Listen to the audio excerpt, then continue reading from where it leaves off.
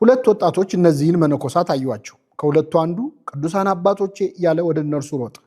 አባቶቼ ፀሐዩ እስኪበርድ ድረስ እባካችሁ እኛ ቤት አረፍ በሉ አላቸው።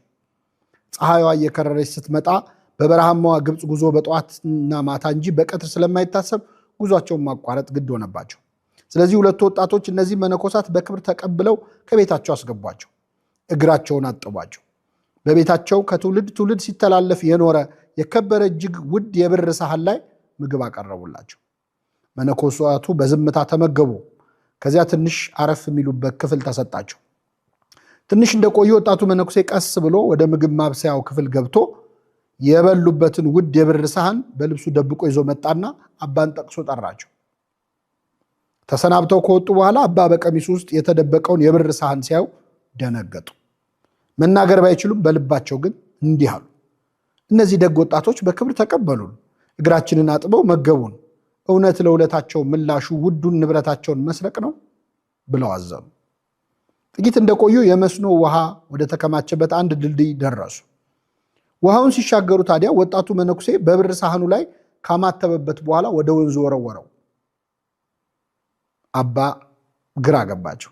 እንዲህ ብለው አልጎመጎሙ። እንዴት ያለ ነገር ነው? ሳህኑን የሰረቀው ሊወረውረው ነው? እዚያው አይተውላቸው? ዝምታቸውን ሊያፈርሱ አይችሉምና ዝም አሉ። ሲመሽ ወደ አንድ ወጣት ባልና ሚስት ቤት ደረሱ። እንደ ቀኖች ወጣቶች እነዚህም በክብር እግር አጥበው አስተናገዷቸውና ማረፊያ ሰጧቸው። ባልና ሚስቱ የሁለት ወር ሕፃን ልጅ ነበራቸው። በጠዋት ሲነሱ ወላጆች ሳይነሱ ወጣቱ መነኩሴ ቀስ ብሎ ሄዶ የተኛውን ሕፃን ገደሉ። አባ ሊያስጥሉ ቢሉም አልቻሉም። እየጎተተ ይዟቸው ወጣ። ጌታ ሆይ ምን አይነት ርጉም ነው! ንጹሕ ሕፃን ገደለው እኮ እያሉባቸው ወረደ። ምንም እንኳን አንጀታቸው በሐዘን ቢኮማተርም በመሃል ላይ የገቡበትን አርምሞ አፍርሰው ከግዝት ላለመግባት አንዲት ቃል አልተናገሩ። በቀጣዩ ቀን ሁለቱ መነኮሳት ወደ አንድ መጠጥ ቤት ደጅ ደረሱ። ጭፈራ ከሩቅ ይሰማል። ሰካራሞች መነኮሳቱን ሲያዩ ቅዱሳን እያሉ ተሳለቁ። በሰካራም አንደበት የሚናገረው ዲያብሎስ ነው ብለው ዝም አሉ።